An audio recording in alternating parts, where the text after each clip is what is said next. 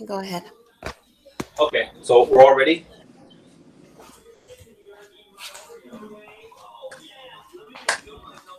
You can go ahead. Okay, cool. Okay, so let's begin. My name is Jefferson Ruiz. I'm with my classmate Evander Felix. We are dietetic interns with Kaiser University, working with the wellness program, giving you guys a cooking demo on 2 food items. The first one is a small, quick appetizer. Hopefully, it looks like this in the end. We're hoping, but it's gonna be stuffed mushrooms with chili and cheese, kind of sprinkled up on top, melted. It's gonna be baked. And then for our main course entree is gonna be shrimp scampi with spinach and I guess some other like kind of tomato stuff in it. So we'll see. So just as an FYI, I don't cook. I'm a microwave PB&J kind of guy. Evander's the same way. So if I can cook this and that burns this place down, then I guarantee you could do it. Or it's like other who complains that they can't cook either. So let's hope for the best. So we'll start off with our stuffed mushrooms. So what we're gonna do is we'll switch to camera 2, everyone. Right off the bat, we're switching off. Right off the bat. So we're gonna turn on camera 2. Camera 1 comes off. And we've already prepared this beforehand. These are our stuffed mushrooms. They're about to be. What we did is we took off the bottom and we cleaned off the mushrooms. I'm gonna show you how to prepare this while this is baking. So the first thing we're gonna do is we're going to put our mushrooms in a I have this little like ceramic pot pan thingy. That's actually the technical name for it. And then, but you can use a baking sheet with aluminum foil on it. And I'm gonna make 9 today, so I'm gonna go ahead and preheat the oven to 400 degrees. And when that's done preheating, I'm going to spray a very light coat of oil on it. Once it's done being sprayed, this can go right in the oven. We have our cooling rack, so when we're done, so get that prepared. That way it comes out. I'm gonna throw this in the oven. Wait, is it sprayed? Hold on. I thought this was sprayed. It hasn't, so let's spray it now. I'm using Pam. Any kind of cooking spray will do. It doesn't need to be baking spray. So I'm using cooking spray. I'm going to do a little light coat. Your camera's not working, just FYI. It is working. He's on camera 2 right now. Yeah, it's on camera 2. It's on camera 2. So just move your mouse cursor over the camera 2 where it's moving and press pin. That way it'll come up on your screen. And so now that this is all been cleaned up and it's been sprayed with cooking oil, I'm going to throw this in the oven for 10 minutes. Now I'm going to go over exactly how to prepare the mushrooms. Let me start off with a timer real quick. And start. And let's get out some unprepared mushrooms. So these are the mushrooms you're going to end up getting from the store right after the pack. As you can see, the bottoms are still there. These have not been prepared or cleaned. So let's take off the bottom. We're simply going to pop out the bottom. You know, if you're not a fan of this stuff right here, you can take it off. But I'll leave it in there. It's fine. So we're simply going to pop this out. Take it apart. A little bit of cleanup as needed. That's good enough. Break off the part here without destroying the entire mushroom, as you can see. And that's how we're going to clean it. Mushrooms absorb water. They absorb water like crazy. So don't put this under the sink because it will soak it all up. And you'll see after we're done, the water that gets eliminated while we're baking it. So what I'm going to do is I'm just going to turn on the sink. Hopefully it's not a really annoying sound. I'm just going to kind of lightly kind of brush over it. And what I'm doing is I'm trying to get like the majority of the dirt off of it. Dirt, stuff that, chunky stuff that we kind of don't want to be ingesting unless you like, you know, dirt with your food. In that case, then please don't do that and leave it alone. So I'm just going to do a little washing, rinsing down. Not much, very light. That's good enough. That's fine. I'll do one each at a time. I'll do these 2 right here so you guys can see it. So same thing. A little bit of a brush kind of massaging pat kind of thing. All right. Rinse off my hands a little bit. My hands were washed prior to this, FYI, so you know. And then same thing. We're just washing this off. This is how we wash mushrooms. Nothing crazy. If you see any kind of debris in there, pieces you want to eliminate, you can pick them out. You know, because this is where we're going to be stuffing our chilies and sprinkling our cheese on. So bigger the crevice, the more you like your green chilies, the better. That's it for now. We're gonna wait 10 minutes, and if Evander, you wanna hit him up with some information. Yes, perfect. So good morning again. Like Jefferson said, my name is Evander, and so today the overarching theme that we're speaking about is meal prepping, right? And so, what better time than the new year to learn how to do that? So, a couple things that I want to talk to you about. Just 4 points. If you have pen and paper, you may want to write some stuff down. I'll have some tips and tricks for you. Okay. So number 1, that is the most important acronym when it comes to meal prepping, right? So the most important acronym when it comes to meal prepping, right? Number 2 is nutrient dense foods, right? So we'll talk a little bit about nutrient dense foods. You might have heard of them. What exactly is that? We'll get into it, right? Also, some useful tools. When it comes to meal prepping, you're gonna want the right tools to do that, all right? And that's number 3. So if I still have a second, I'll go into that most important acronym. You good with that, right, Jefferson? Yeah, go ahead, man. Perfect, right? So the most important acronym when it comes to meal prepping is this. And like I said, you may want to write this down. PIPE. What did I say? PIPE, right? So the P, that stands for plan, right? When it comes to meal prepping, you want to make sure you have a plan. And that's going to have to do with your mindset, right? Too often times when it comes to health and dieting, we find ourselves reacting, over the course of a day. We may not have planned properly. And when the munchies roll in, and trust me, the munchies will roll in, we find ourselves reacting to it. And so we have to stop by to the nearest fast food, the nearest snack machine, the nearest, soda machine. So when it comes to meal prepping, you want to keep in mind, you want to have a plan. You want to be acting, not reacting when it comes to your health and your diet. So that's most important, right? Number 2 is the ingredients. What are you going to be preparing? What kind of foods do you like to eat? What kind of foods are going to be easy for you to prepare? You want to keep that in mind when you're planning and when you're prepping, right? And I'll get into a little bit of that later on as we talk about nutrient dense foods. This is going to be the perfect place to incorporate those nutrient dense foods, right? In the ingredients that you'll be prepping with. Another thing is P, prepare, right? How are you going to prepare these foods? How are you so going to prepare them to where it's not a hassle, but it's something that you can easily incorporate on maybe a weekend or maybe, your day off, or if you have an hour or 2 to spare. So how are you going to prepare them? That also is going to incorporate some storing elements as well. And then E, the final letter in the acronym. E is for enjoy, right? So you got your mindset right. You planned, you got your ingredients. Now, you prepared them also. Now it's time for you to enjoy. When the munchies roll in, you don't have to worry about, the coworker who just bought a box of Dunkin' Donuts in. Not saying that's bad, but you've prepared. And now you can enjoy your healthy snack or whatever you decide that you wanted to prepare. Back to you, Jefferson.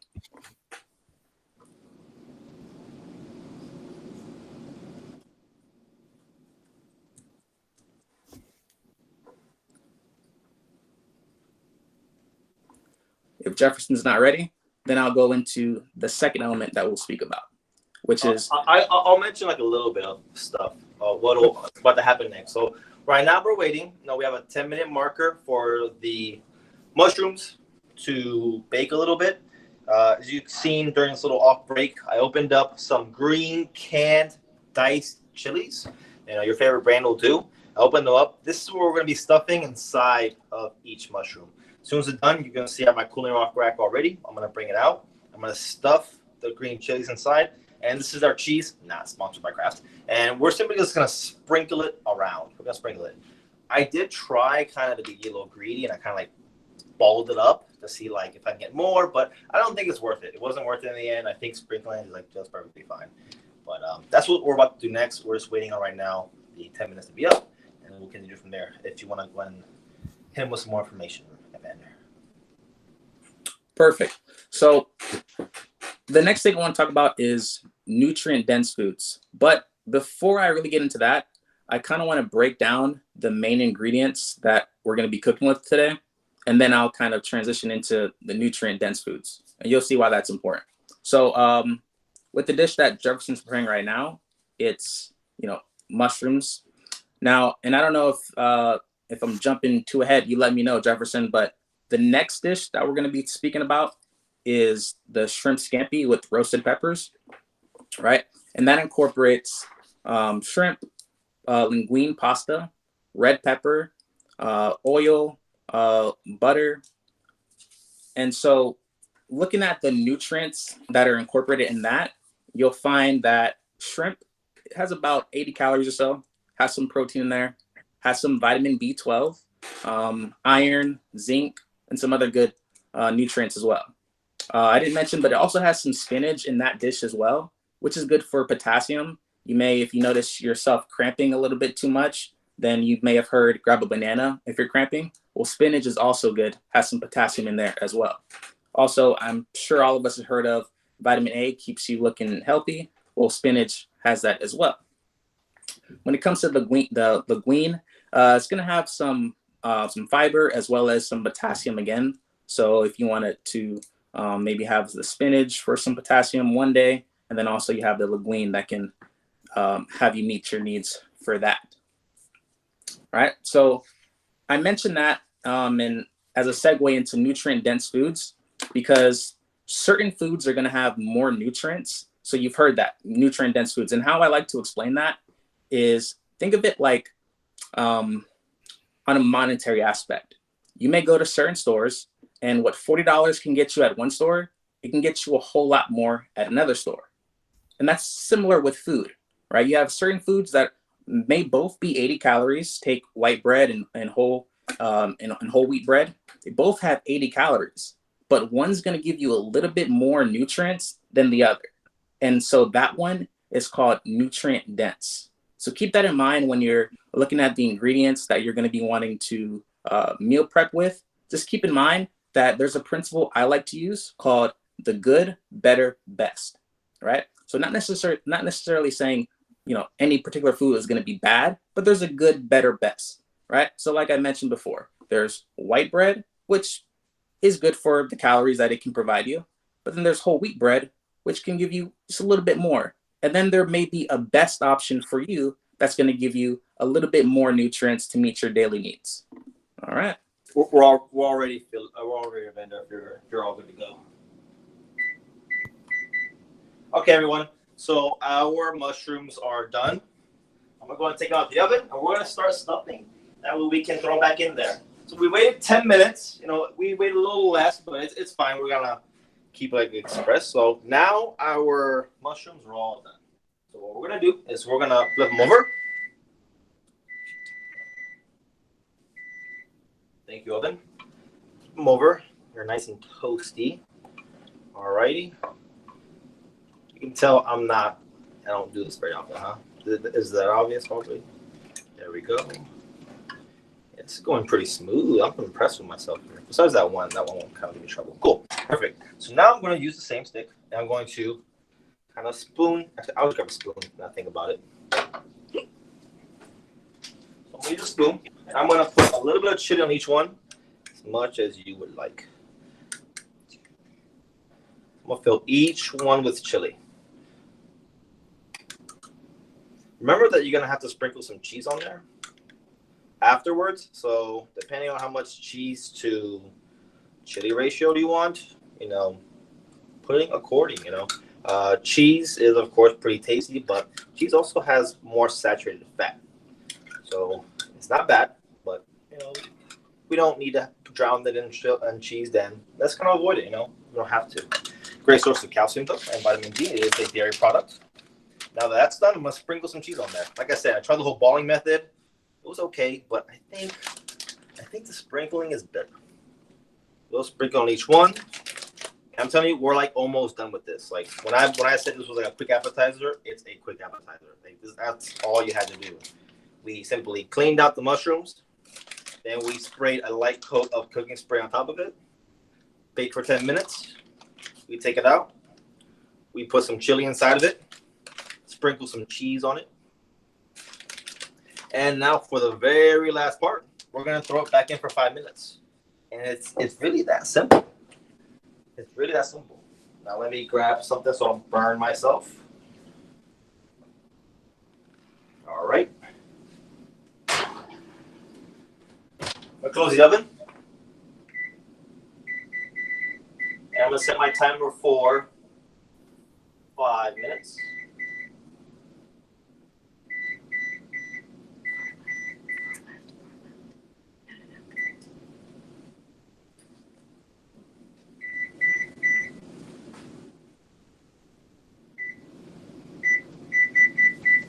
And there we go. So now we're starting. So we can go ahead and, so if we can all switch back to camera 1, please. So camera 2 is going to shut off. And camera 1 is going to turn on. There's nothing really going on camera 1, but there's less even going on camera 2. So, I mean, hey, we're just waiting a quick little 5 minutes for it to be done. That's all. I think I might be overloading Evander here with information, but is there anything more you got to talk about, man? Or is like, can you? I'll just mention that I think it may be helpful to our viewers that towards the end, I'll probably ask a question as to what maybe one of the acronyms stand for, and I think it'd be helpful for you to kind of I know it's posted in the chat, but kind of be helpful for you to kind of memorize that. So whenever I ask that question at that time towards the end, whoever can just feel free to either raise their hand or answer as to what one of those acronym letters stand for. That's all right.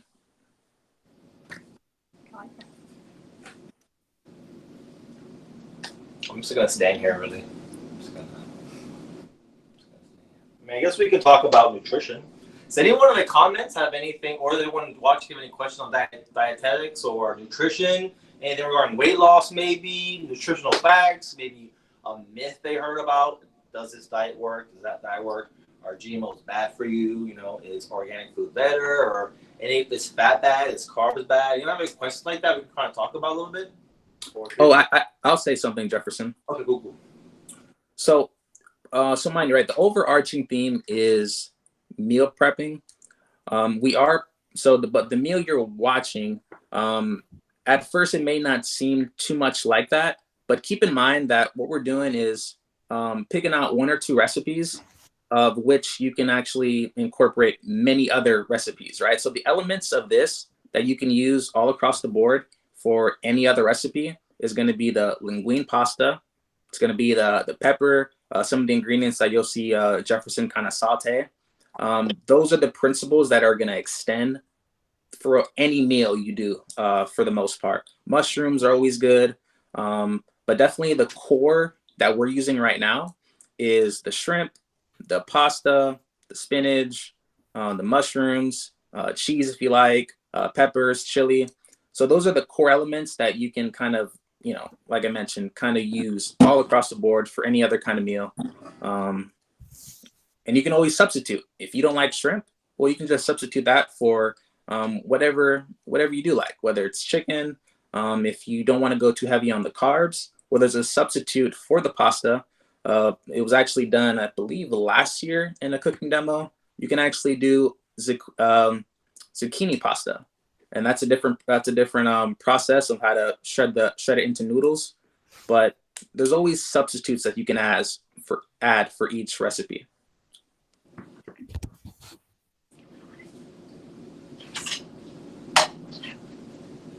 If you guys kind of see like me looking away and whispering, it's because someone who can cook is helping me prepare this. So I'm not just crazy. So we made it yesterday. It turned out great.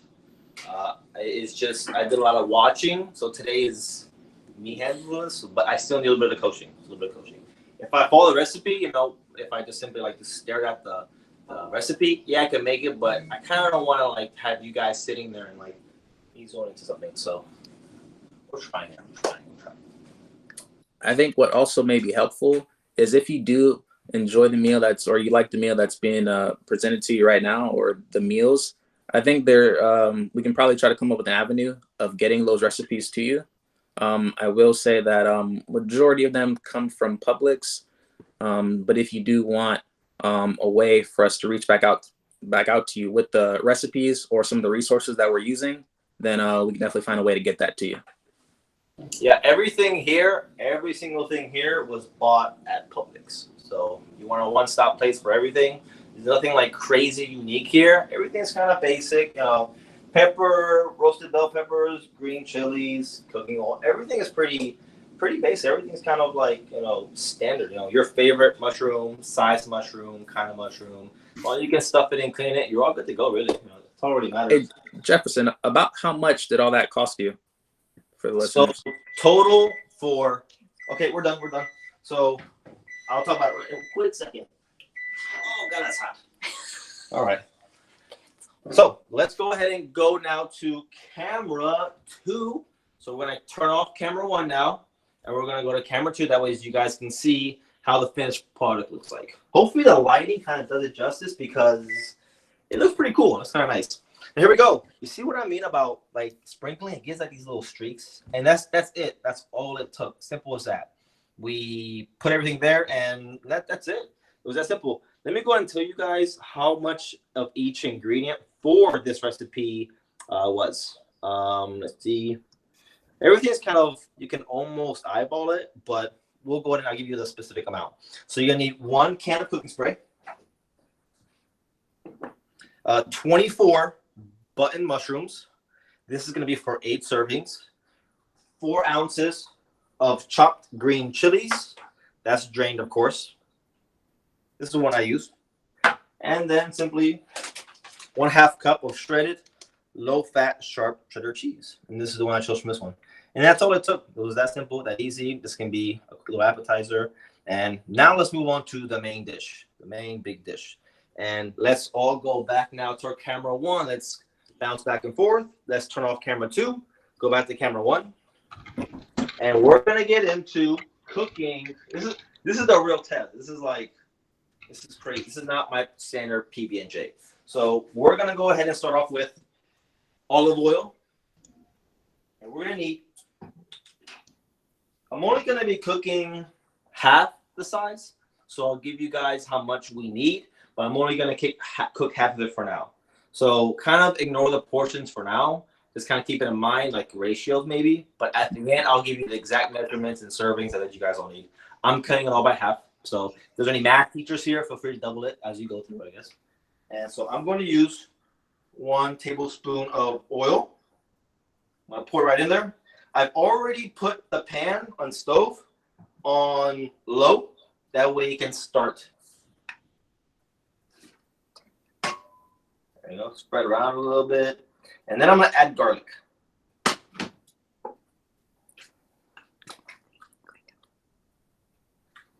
Let me crank up the heat apparently. I got to crank the heat apparently. And I have sliced garlic. You're going to need about 1.5. I'm using 1.5 cloves. You're going to need 3.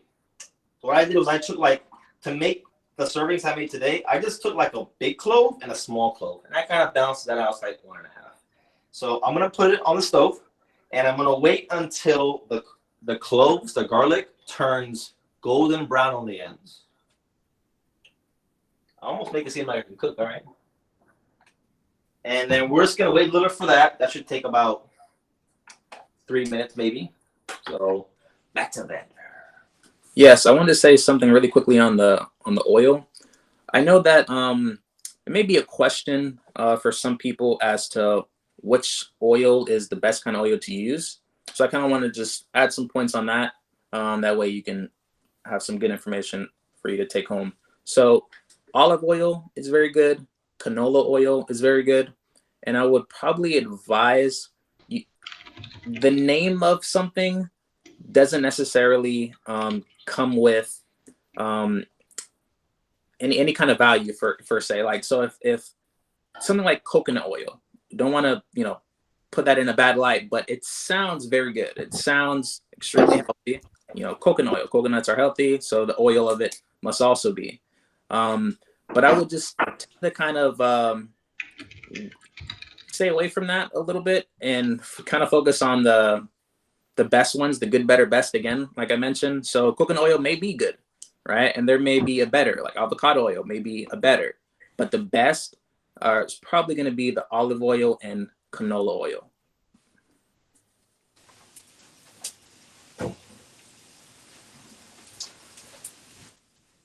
You guys hear that? It's like sizzling. I think that's a good thing. Evander, I think it would be good to share just based on the comment that you just had, because I know that we could talk about like the best or whatever oils, but I think it's beneficial to know when you use certain oils, you know, at certain temperatures. Some are better than others, depending on what you're cooking. So I think it would be good to provide a resource after this that explains the different oils to them. Definitely. Yes. So yeah, I would, that same medium that we use in order to get the recipe cards to y'all is the same that I'll use to also send the Academy resource as to kind of help you all distinguish between, which oils are the good, better, best. I saw the question down in the chat about why to stay away from coconut oil. And that's basically going to be, and obviously it's going to be, different based off, who you are. But coconut oil. We have golden brown. We have brown, and it's time to move to the next one. So it burns. I can't let it burn. Okay, so we've put in a tablespoon. I put it half portion, a tablespoon of oil, and a clove and a 1.5 cloves of the garlic. Now it's time to add in some crushed red pepper, 1/4 tablespoon. So I'm gonna kind of eyeball it based on yesterday's amount I put in there. It's good enough. This is what the spices. If you like spicy, add some more. If you're not a fan of spicy, I'd avoid it if I were you. Now we're gonna add in our bell peppers. These are diced. They need to be finely diced. I'm gonna add those in there too. Oh man, that sounds good, I guess. Let me lower the temperature a little bit. Let's spread it out. And we have pepper, right? Pepper. This is a blend. It has like white, black, and green pepper in it. Yeah, I got it right. And it's a fancy like crunch one. So now I really look legit.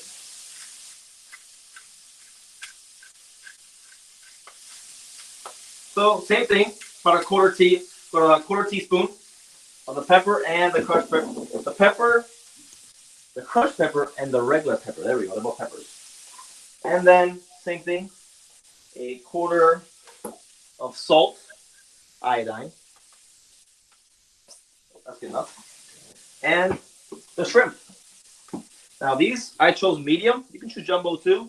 They need to be deveined and peeled. So don't I saw the label. Let me add it first. Let me talk a little bit. Let me add it first. That's been added in. No fire. I like it. No fire. That's the goal here. Even if it doesn't taste good, if I don't catch it on fire, it's success for me at least. Because I get to sleep in the home today. Mm-hmm. All right. So the mistake I did, because people who don't like reading apparently, is I saw peel and eat devein. I thought it meant peeled and eat devein. So I didn't even bother. So I made this last night with the shell on it. So I had to take apart the food. But I learned my lesson. So obviously, you can see this has definitely already been peeled. So that's done. That's done. So I'm going to put this back in the freezer because I don't want this to kind of go back. Because there's still some left in here. Thank you, school district. So put that away. And you're going to need 24 ounces for the full container, for the full 8 servings. I chose only 12 ounces.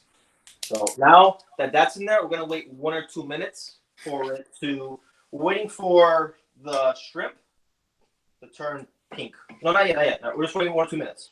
1 or 2 minutes. It should have a small sizzle. And I don't have a camera really pointing over here. I tried. I think 2 cameras are pretty good. Plus, we're not going to kind of bounce around and go through too many camera angles. It's not really a movie production. So we'll try our best. We'll show you the aftermath when it's kind of put on our camera too. So for now, you guys just have to visualize how cool it looks. Kind of looks pretty good. It looks pretty good. It looks fancy, and it is good. It does taste very good. When I saw the pictures and the ingredients, I kind of thought it would be like a salad, like a bland salad, kind of like a chicken salad kind of thing, kind of bland. But no, it's actually very flavorful. It's very, very good. And this is coming from a guy who like is very picky on food. So if I can make it, if I like it, there's no way anyone else can like not like it and not be able to cook it. And I think we're pretty good. It's been a minute or two. So now we're gonna for the next one. Now that we've waited a minute or two, when we add our spices, our pepper, red pepper, our salt, and our shrimp. Now we're gonna add our chicken broth. So let's add in our chicken broth. I'm gonna add it in there. These are already measured out, by the way. I'll show you which broth I used in a little bit. Let me turn up the heat a little bit. We want when we add in the chicken broth, we want a very light simmer, a little bit of boiling on it. We don't want to overdo it, but at the same time, we don't kind of just want it to be warm. So I'm seeing a little bit of bubbles here on the end, which is great. We want a very light simmer, and we're gonna. It's 2 to 3 minutes after the chicken broth is added in there, but when the shrimp is pink or like there's a reduced amount of the broth by like about half of it, about half is gone, evaporated, and it's time to move on to the next step. So for now, we're just waiting for that to come along. Now let me show you the chicken broth that I use for this. Your favorite chicken broth works out fine. I chose Pacific. You know why? I don't know. I just chose it really. But any chicken broth will do. I hope chicken broth. As long as it's chicken broth, I guess it's good. So we have chicken broth there. And let me show you guys also the red peppers. This is red peppers that I got. I wasn't able to find like finely like chopped or diced peppers, but I chose the sliced ones. And we simply just chopped it up. And that's what we use to add in for the recipe. So if you don't find diced, it's all good. You know, but they need to be roasted also. So roasted peppers. And that's it for now. We're gonna wait a little bit. Flip over, and we're kind of just waiting. Wait just a little bit, 2-3 minutes. Then, if you want to say like a quick little thing in the meanwhile? Yeah, definitely. I noticed there's some questions in the chat. So first, I want to answer the question about coconut oil. So compared to olive oil and canola oil, like I mentioned, coconut oil is going to be higher in saturated fats, which can lead to higher cholesterol levels. I know they make a lot of claims about coconut oil, but those claims haven't been substantiated by any, solid research. So that's why the caution there. Also, as it relates to sea salt, I might have missed which salt that Jefferson's using, but sea salt is going to be, because the crystals are bigger, it's going to have less sodium, so that may make it a viable option. So you can keep in mind, and using that same principle, I like the questions because it draws some good attention to that good, better, best, right? So not saying that salt is bad that Jefferson's using, but in some occasions, sea salt may be better. And Jefferson, if you don't have anything that you're going to say right now, yeah, I'd like to get into another point. So two things. The first thing is the recipe calls for kosher salt, but I use regular salt. Regular salt is perfectly fine. And then second, I wouldn't mind adding a little bit on the coconut oil thing. So ideally, we've learned that saturated fat, what it does is it increases your bad cholesterol, right? So saturated fat is an animal fat. So your beefs, your steaks, right? But the weird thing is that you don't find saturated fat in plants. You find unsaturated fat in plants. Coconut's unique though because it has saturated fat in its oil, like on the inside. It's like, but how's the plant? So we grouped the saturated fat in the coconut with the saturated fat in beef, but we've learned that's not necessarily true. So at first, nutrition stated if the saturated fat is bad, get rid of it. But we've learned that it's not necessarily because it's saturated, but it's because it's a plant versus animal fat. So the studies are kind of mixed on both, but overall, I think saturated fat should be okay in coconut oil. But just like everything, moderation is key. Don't go crazy with it. Certain foods, salt, artificial sweeteners, they're all safe in moderation. But so now we're done. We'll go with 2-3 minutes. Let's go on to the next step. So butter and cheese and spinach. I have here, it calls for 3 tablespoons of butter. I'm going to use 1.5. I already cut out 1.5 beforehand. I think it's starting to burn. Let's get this done quick. So we have here butter. I'm going to add the butter in there. It's going to melt. Then I'm gonna grab my cheese. Okay, this is half an ounce. All right, the recipe calls for a full ounce. I'm using half. Remember, a little bit. I want to mix the butter and the cheese a little bit before I add anything else. I don't want anything to get burned, you know. So, all right. Next, we're gonna add in our pasta. So your favorite pasta. Hold on, let me add this in first before I burn it. Now the pasta was already made beforehand, so I already prepped the pasta. That way, you guys didn't have to sit there and, I guess the next boring thing besides watching paint dry is watching water boil. All right, so to kind of skip you guys from that, I decided to pre-prepare it already, and now it's gonna warm up. Good. We're missing one last thing, right? We're missing one last thing as promised, and the wellness program fulfilling promises is we need spinach. So let me turn down the heat apparently, and then we have spinach.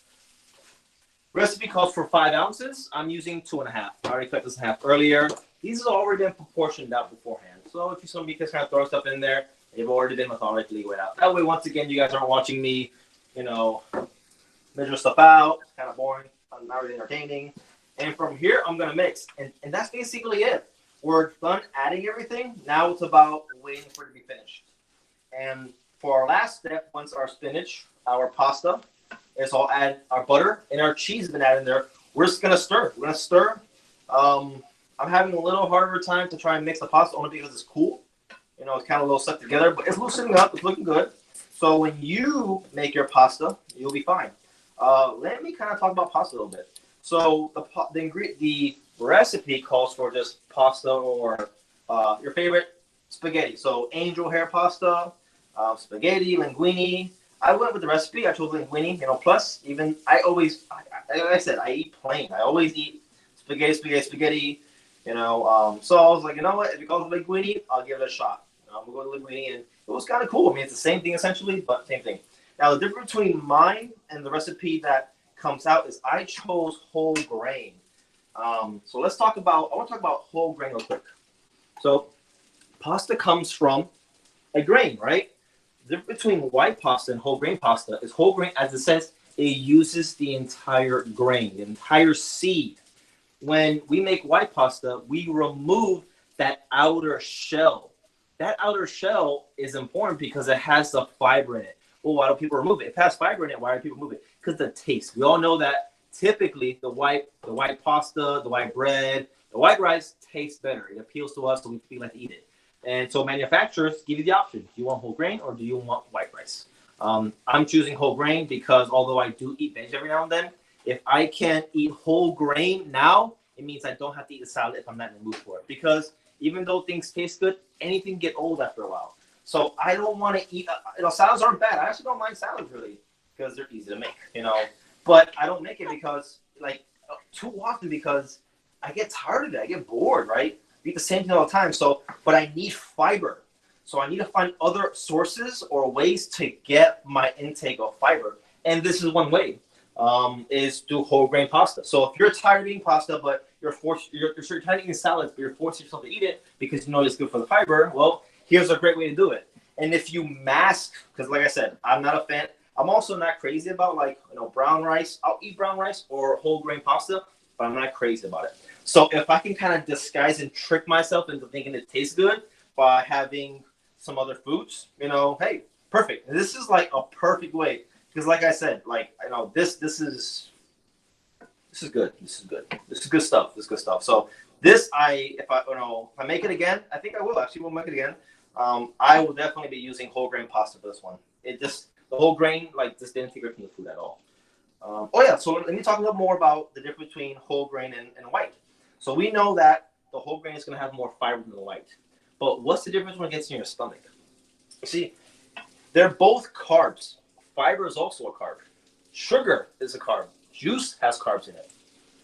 You lower down the heat up off. I'm turning it off apparently. I'm turning it off. So let's talk about carbs, right? So carbs, the reason why they call it a simple carb, we're gonna get a little sciencey here. I like this stuff. Hopefully, I don't put you guys to sleep with the next part, but I think it's pretty cool. So let's talk about carbohydrates. It's called carbohydrates between simple and complex because on a molecular level, the molecule is small on the simple carbs, but it's long. Think of like a short little chain on like on a bike versus a long chain to hook up like a big construction fence, right? The chains are long on the complex carbs. The chains are small on the simple carbs.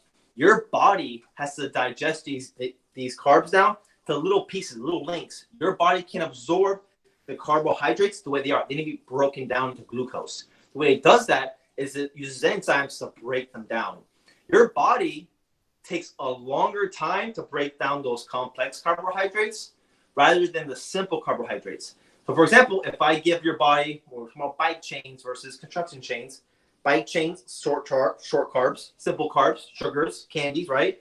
Complex carbs, your pastas, your fibers, right? Your long chains. If I give the body the bike chains, it doesn't take long. Oh, let me start this real quick. It doesn't take long for the chains to break because it's so small. It's essentially the construction chain, but already broken up. When you give your body the long, complex carbohydrate chains, it has to work. It looks at the chain and goes, okay, this is not something ready to be absorbed now. I'm going to have to work to break this thing down. So that's to break a piece, absorb, break a piece, absorb, break a piece, absorb. Once it's done absorb, once it finally gets there, it gives a slow release of carbohydrates because it takes time to break it down. The fiber also takes time to break it down. The short complex carbs, the short carbs, right, from sugar, from candies, things we typically want to avoid when possible. Treat yourself, but caution, moderation. The short ones, your body goes, dude, you've already done the work for me. They're already small. Perfect. That means it breaks it down, and you get an influx of sugar right to the bloodstream. Sugar spikes up, and then we start getting into areas we kind of don't want to get into. And that's the main difference between complex carbohydrates and simple carbohydrates. Now, I also said that the white pasta and white rice are also complex carbohydrates, and they are. Well, the whole grains complex and the white pasta is complex. So what do I have to eat the whole grain for? It's because of the fiber content. It's more than just simply complex. The whole grain is going to take even longer than the white rice. So it goes candy, very easy to break down. Bloodstream, the sugar blood sugar levels spike, right? So we got candy. We have our white pastas, white rices, white breads, and we have our whole grains.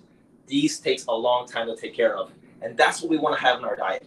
You know, you don't have to jump up and instantly change your diets from white to brown. Baby steps. You know, maybe try the white rice. Maybe try the brown rice. If you like it, okay, try the brown pasta. Add more of it. Try 50-50 blend. Try the white and the brown, you know, together. It takes a little bit of work, but it's worth it for your health in the end. So this is done. This is all done. So let's go on to camera 2. We're going to go to camera 2 now, everyone. So if you could please put the thumbnail over camera 2. We are going to serve this because this is done. I'm telling you, it looks very good. All right. So we have 2 bowls here. My room and I are going to eat. Hopefully, I don't know, we'll see. I'm going to have to eat after the gym. So here we go. Can I pour this without pouring everywhere? All right. And here we go. Can you need this? Like, is this? You guys may not know this, but if friends and family saw this, they'd be like, yeah, right. Yeah, right. So, okay, so here's the funky part. Can I? Oh, okay, I guess I'm eating all of it then. Up. Yeah, there we go. So one side is carb heavy, the other one's protein heavy, I guess. We can always change them around.